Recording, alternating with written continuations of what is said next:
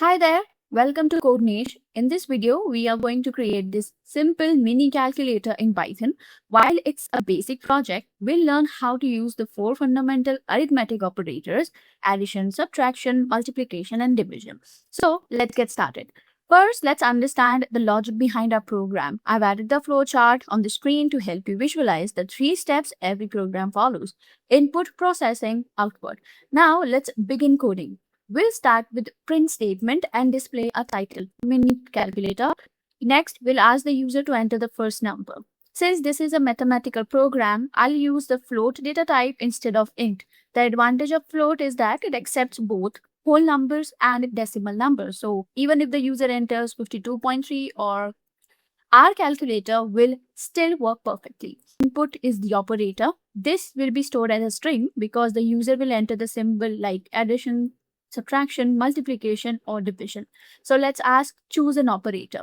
Now we will ask for the second number. Again, we'll use the float data type, so decimal calculations are also supported. We have all the input. Now it's time to build the logic using if else conditional statements. First, we'll check whether the operator is plus.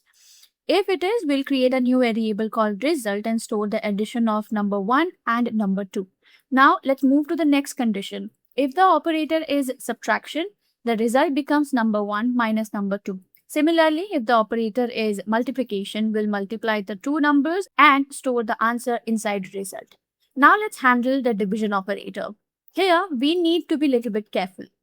There may be a situation where the second number becomes 0. Dividing any number by 0 is undefined, so we need to handle that case separately.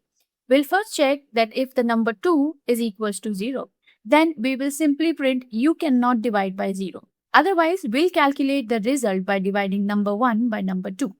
Finally, let's add one last else statement. What if the user enters an invalid symbol instead of plus, minus, multiplication, or division? In that case, we'll print invalid operator.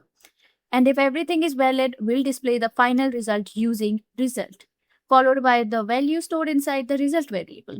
Now it's time to run the program and test it. For the first number, I'll enter 52.3. I'll choose the multiplication operator, and for the second number, I'll enter 1. The output is 52.3. Perfect. Our calculator is working exactly as expected.